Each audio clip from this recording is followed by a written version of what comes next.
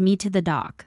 While the tide decides if it's going to behave, call Joan, call the board, call the detective. Below those I added a fourth that felt like both a plan and a prayer: tell the truth early and often. By 9, Marina sat opposite me, hair pulled back, a notebook open to an empty page as if she were auditioning to be the person my day would have hired anyway. She had brought me a small bouquet from a corner shop, chrysanthemums, stubborn little sons.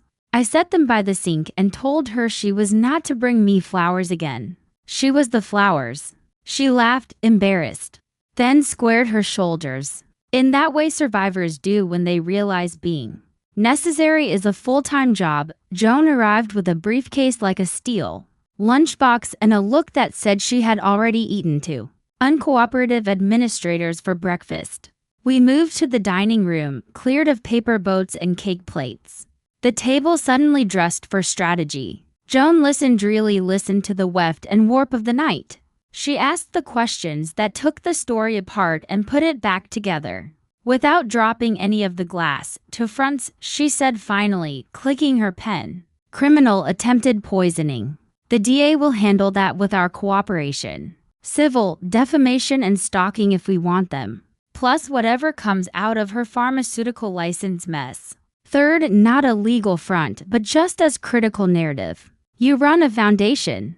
You live partly in the public square. We tell the truth before someone else tells a better-sounding lie. Press?" I asked. "Selective," she said. "One reporter you trust. We deliver one clean slice. No commentary, no color. Facts with time stamps. We frame Marina as the heroine she is and the restaurant as the organization that failed to protect its guests. We do not use Lydia's past to dirty her. We allow Lydia's present to speak for itself." Marina shifted, uncomfortable in the word heroine as if it were a dress she was not sure she could afford. "Will it matter?" she asked. "What people say, I mean, it always matters," Joan said. "But not more than what's true." I called the board chair next. Helen answered on the first ring, voice already laced with steel wool. I told her the minimal version, exactly as promised: an attempted poisoning at a private dinner. The target our family through my daughter-in-law. Criminal investigation underway, no threat to donors or operations. A statement forthcoming when the police authorized it. Silence held for a count of 3. "What do you need from me?" she asked. I told her, calm. And the reminder to our staff that the work continues because need does not postpone itself. When scandal knocks at 10, Daniel texted a photograph of Ava sitting up in the hospital bed, cheeks pinking back to human. Beside her, a plastic cup with a straw. He had written, "Strawberry gelatine is saving the Western world." I smiled, sent back a heart, then typed, "Meeting at noon if she's up to it home here." He replied a thumbs up and a lightning bolt. A language you'd need to be a mother to read as I'm scared and I'm coming. The detective called as I set out mugs. "We've got Miss Cross in a holding cell," he said. Her public defender advised her not to talk. She asked for one phone call. She used it to request you. "Request me?" "She wants to see you, alone." Marina stopped wiping a non-existent crumb. Joan looked up from the notes. "You don't go alone," Joan said. "I won't," I said, knowing already that I would. Because there are some rooms in which a mother must stand without a chorus. If she wants to hear the lowest notes. "What time?" He hesitated. "If you're going to do it before arraignment." 11:30? "Text me the protocol," I said. "And the boundaries. I won't cross them." Ava and Daniel arrived 10 minutes before I left. Ava wore the hospital's kindness on her wrist in the form of a bruise, and a sweater of mine that fit her like a promise. Her eyes were ringed but bright. I kissed her forehead. "You have no obligation to perform wellness," I said. "Being a pride is enough." "I'm more than a pride," she said, and put my hand on her belly. Flat beneath the knit, a geography only she could read yet. I told Daniel. "I wanted you to know first." But it was an emergency room and 1,000 beeping machines, and the word surprise had temporarily retired. Daniel's face was a mix of terror and delight. The first held in check by the second like a kite on a string. "We're not telling anyone else yet," he said quickly. "But you are not anyone else." I cried then. shameless as a faucet, and blamed the onions I had not been chopping. We stood there like a small constellation, all elbows and future tense. Until it was nearly time to go. I'll be back by 1, I said. Don't decide anything irreversible until then. Like what? Ava said. Right, like whether to name the child after me, I said. And left before they could call me ridiculous. The jail's lobby had the theatrical sadness of places that host consequences. The guard led me past glass and echo, down a corridor that smelled like bleach and pennies, to a room with a table anchored to the floor. Lydia sat on the other side, hands folded, wrists cuffed, face unadorned for the first time I'd ever seen, without makeup. The planes of her cheekbones stood out like scaffolding around a building still being built. She looked both terrible and very young. You came, she said, half surprised, half disappointed. The way a child is when the adult does exactly as promised. Because it ruins the pleasure of calling them a liar. I said I would, I answered. And sat. You look good for 59, she said. And there it was, the flick knife of her. You look terrible for 33, I said gently. She laughed once. Fair. We sat in a silence that was almost companionable if you ignored the reason for it. I studied her face and tried to put together a version of a girl who could become a woman. Who brings a vial to a restaurant? Her mouth was her mother's, her eyes, God help us, were Kent's. I knew it then in the bone marrow of me, the way you know before the test confirms. You wanted to talk, I said. Talk? She tilted her head. The gesture of someone examining a painting they intend to steal. I wanted to see if you'd gloat. She said, You're not gloating, that's disappointing. I wanted to hate you for it. I have nothing to gloat about, I said. You almost killed a woman I love. Almost, she repeated, tasting the word like a spice. Almost doesn't count where I come from. Where do you come from? I asked, because people who fashion themselves villains often started as kids who could not find a door. She looked at the table. From a house where the arguments were about dead things, dead bills, dead dreams, dead hopes for what a man would be if he had not forgotten how to be one. Your mother loved you, I said. I did not make it a question. She loved the version of me that wasn't hungry, she shot back. No one likes a girl with a mouth like a need. What do you need, Lydia? I asked. She leaned forward and the cuff chain whispered, to be seen as the person who could have had that life, she said evenly, if someone had told the truth sooner. Which truth? I asked, calm as a grandmother pouring tea. That I am his, she said. And the pronoun landed on the table like a coin. I guessed, I said, and watched triumph flash. Then falter when she realized true things are less thrilling once they join the common air. Does he know? He knows enough that he swallowed it and called it a mistake from a long time ago. She said, he sent checks like bandages and called it a cure. He married you and had a son who got everything cunning enough to pretend he never noticed he owned. Daniel got me, I said.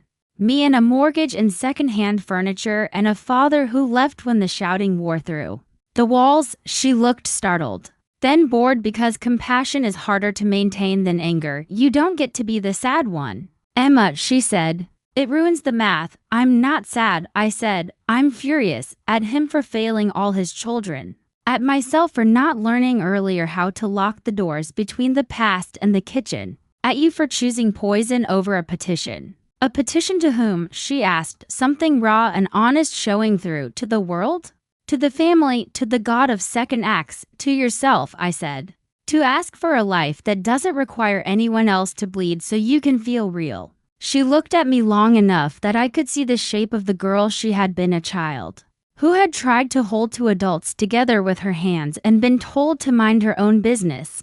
Then she smiled and the girl vanished. You're good, she said. I see why he stayed married to you that long. You make suffering sound like a workshop. I make it sound like a choice, I said, which it becomes after the first time. She sat back. Tell your son, she said suddenly, as if we were exchanging recipes, that his father is my father. Tell him before he hears it from a cop who learned it from a line item in a file. He won't hate you for the blood, he'll hate you for the surprise. I will, I said. Because there is a kind of mercy even your enemies can extend, also. She added, a final twist as if the knife had not yet satisfied her. Congratulations on the grandchild. How do you? She smiled with teeth. There are only so many ways a woman guards her abdomen with the angle of her elbow. Tell Ava I'm sorry, it will make her angrier than if I didn't. I stood. The guard opened the door. Lydia, I said in the threshold, I hope in 10 years you have a porch. I hope you sit on it in the evening and are bored. Boredom is an underrated cure. She rolled her eyes. Tell me more about the virtues of dull, Emma. I will, I said. At your sentencing, I walked out feeling like I had carried a bucket of coals through a nursery and managed not to drop a single one. In the parking lot, the air felt cleaner than it had any right to be. I cried in the car. A practical, business-like cry that tiddies the room before guests arrive. When I stepped back into my house, Daniel was at the window, chewing an idea. Ava sat at the table with Marina, discussing the most efficient way to publicize a safety training program for restaurants. Joan stood at the counter drafting a statement that would fit on one page and hold the weight of a week. It was the prettiest mess. I saw her, I said to the room, then turned to my son. We need to talk alone for 5 minutes. In the study, he followed me in and closed the door. He didn't sit because boys do not sit for bad news if they can help it, I told him. The simple version that Kent and Margaret had made a girl. That girl had grown up in a house where want raised its voice. She had come to our life with a mouthful of hunger and a head full of plans. She had tried to turn that into a seat at a table that did not belong to her. Kent had mailed checks and called it parenting. Margaret had mailed love and called it enough. Both had been wrong. He listened like water boiling silent until it couldn't be. Did she know when we were together?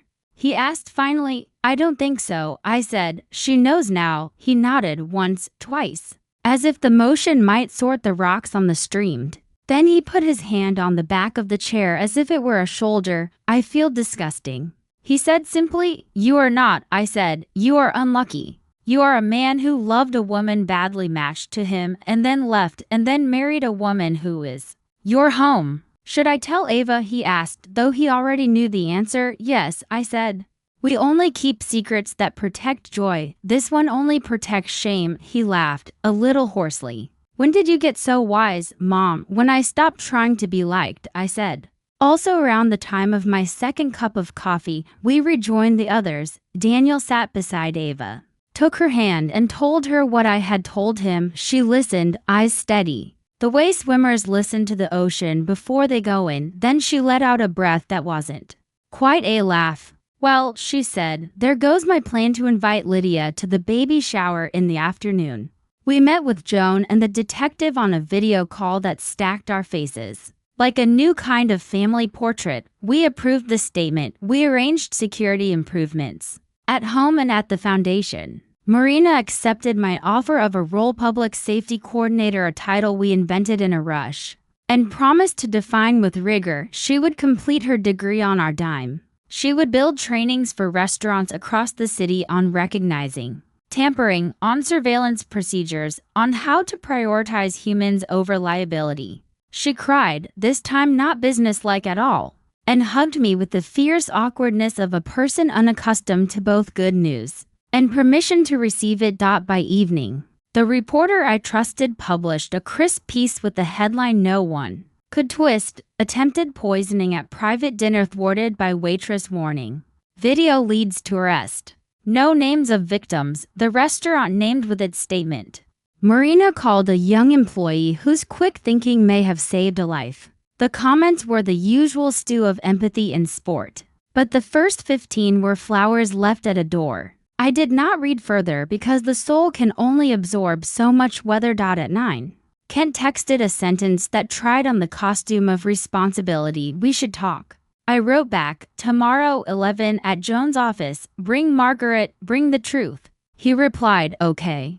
I turned off my phone and placed it face down like you do with a child who will not stop performing for attention. When the house went quiet, I walked the rooms the way I do when I need to count what I love. Sofa, lamp, the ridiculous painting Daniel made at 7 of a whale that looks like a blue loaf of bread. The crack in the hallway tile we never fix because it's the shape of Oregon. And we always liked the idea that the West lives in our floor. I paused at the door of the guest room where Ava would sleep if the night grew heavy. I listened. I breathed. I folded the day the way you fold a sweater you plan to wear again. In bed. The dark was gentle. I thought of Lydia behind a door that does not open from her side. I considered 1,000 ways to hate her and chose only 3, which felt sustainable. I pictured my granddaughter's paper fleet, the way each boat had refused to sink. I saw the child not yet born, afloat on a sea of possibilities I intended to keep free of poison and lies. Sometime after midnight, I woke to rain steady, undramatic. I went to the kitchen and made tea, Marina padded in, hair loose. Wearing a borrowed t-shirt that said in faded letters, Johnson Family Picnic 1999, couldn't sleep. She confessed, sheepish. Me neither, I said. We stood at the window and watched the drops stitch the street into a single cloth. You can stay here, I told her, for as long as you need. There's a job. There's a couch that is actually a bed. There's a dog who is unreasonably devoted to anyone who gives him half a cracker. There's family if you want it. She nodded, eyes bright. I want it, she said. I didn't know you could just say that. You can. I said, you can say a lot of things you were taught are too much. We drank our tea. The rain thickened, then thinned. When I finally went back to bed, I carried sleep with me like a borrowed coat that, for once, fit. The next day would bring Kent and Margaret and their archive of cowardice. It would bring the arraignment and Lydia's eyes like sharpened glass. It would bring donors who would need reassurance and staff who would need a story that held. But in that small hour between weather and news, I lay very still and felt, beneath my ribs, the quiet new growth of a future that belonged to us because we had decided to keep it. By 11, the sky had already burned off its gray and gone to work. Joan's conference room smelled like lemon polish and the seriousness of receipts. Kent and Margaret sat side by side as if unity were something you could improvise. He looked smaller than his mistakes. She had the posture of a woman holding her breath through a MRI.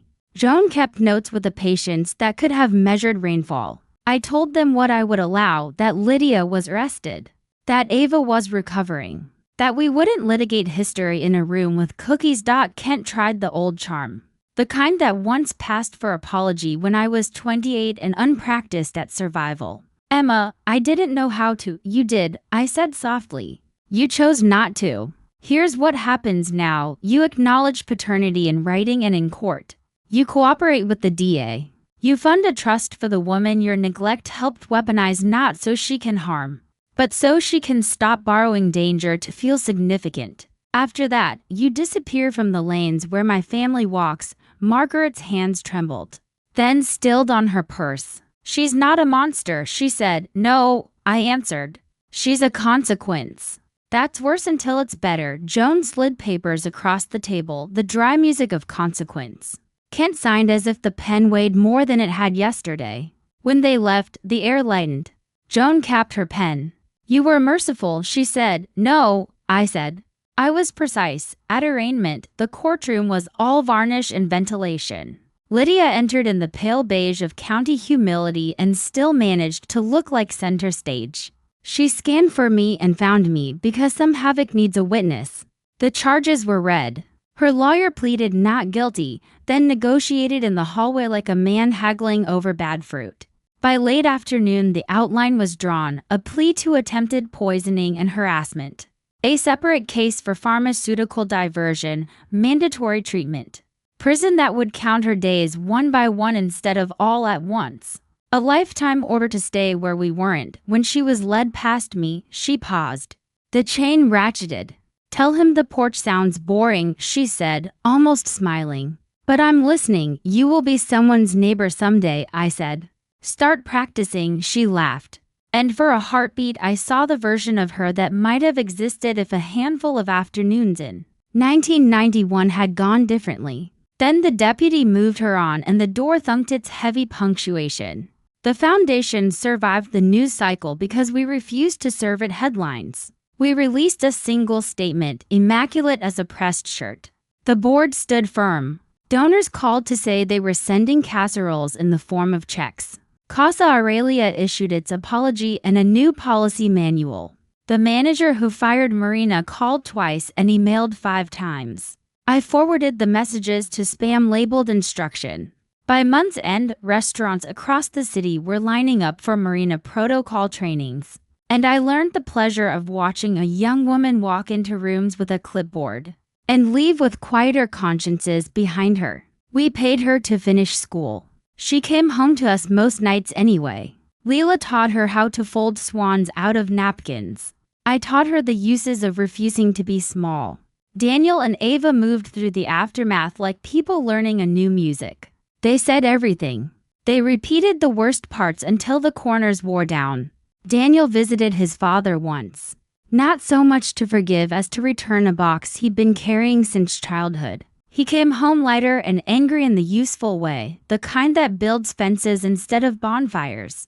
Ava and I walked mornings along the river, her hand resting where future announced itself without words, our steps matching. Two women learning they could be kin without competing for the good china. When the blood test made its declaration, we bought a small white onesie that said hello, Harbor in blue letters because that was the name we had agreed on without ever holding a committee. Not after a person, not after a storm, but after the place ships come in to be counted and repaired. Leela approved. She named 3 more paper boats and set them to sail on the bathtub. The case closed. Then reopened briefly when the pharmacist down the block sold his conscience to a defense. He lost, and the city learned the shape of the safety net we had quietly woven while reporters grew bored. The day Lydia was transported upstate, I mailed her a book of essays and a letter that used the fewest nouns possible. You are not your worst hour. You are the next one. She sent nothing back. It was, perhaps, the first kind thing she had done for me. We celebrated my rescheduled birthday in the small way survival prefers. Daniel grilled fish in the backyard. Ava toasted marshmallows over the smallest flame a grill can make. Ruth forgot the salad and remembered the wine. Marina brought chrysanthemums and did not apologize for repeating herself. Neighbors drifted over with stories about nothing, which is how friendship introduces itself when drama has finally been escorted off the porch. Kent did not call. Margaret sent a note on thin paper that admitted nothing and said one decent sentence, I am trying. I pinned it to the inside of a kitchen cabinet where I keep the spices I only use at holidays.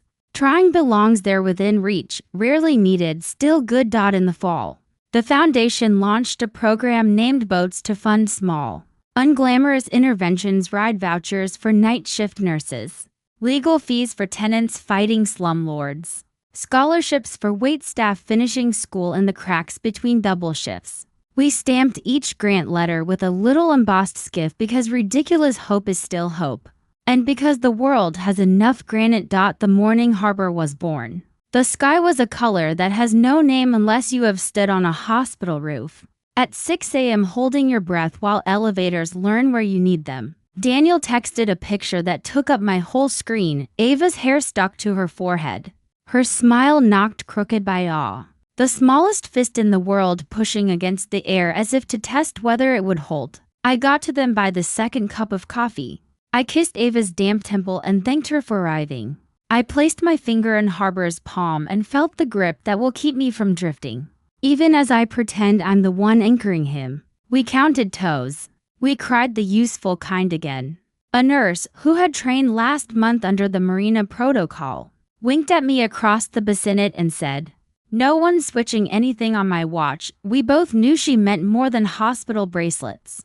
On the way home, I stopped at the river. The wind pushed small, white caps like commas across the surface. I took from my pocket a paper boat I'd folded in the waiting room from a receipt.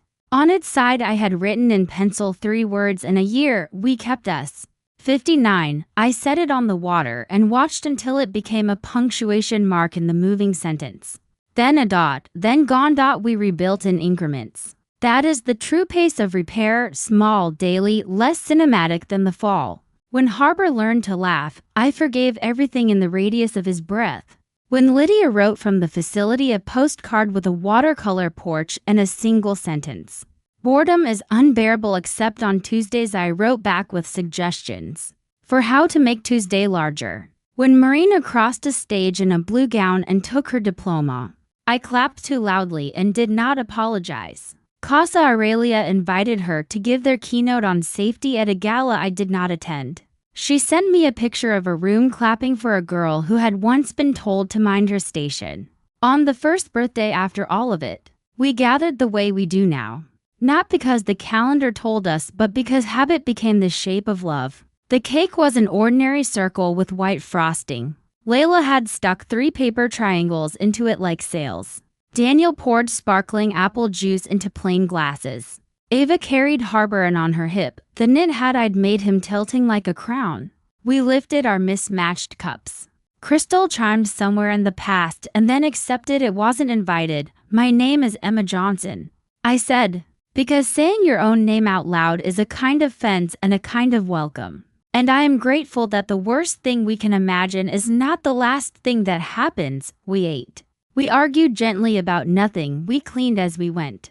After they left, I stood on the porch that had taught me boredom and then reprieve, listening to the crickets file their reports. The phone buzzed once, an unknown number, a single line, I am trying. I put it with Margaret's note in the cabinet. Among the cinnamon and the nutmeg, before bed, I set a glass of water on the nightstand the way a woman puts down history. She has decided not to lift again unless she chooses. I thought of the girl in the black dress who had slipped me a note, and I sent her a message that said, shift tomorrow at 8? Breakfast on me. She answered with a thumbs up and a heart and then a boat.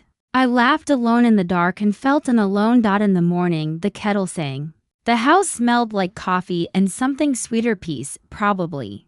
The flavor I had once confused with politeness. Paper boats lined the windowsill, each faintly sun-faded, each still a vessel. I pressed my palm to the glass and watched the street wake.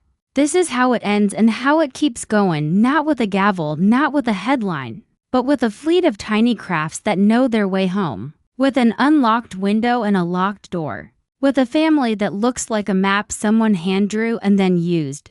With the knowledge that danger is clever and love is patient, and we are, all of us, the river and the shore. My name is Emma Johnson. On the night I turned 59, a stranger slipped me a note. I read it, I listened, I switched the glass, and the rest of my life arrived right on time.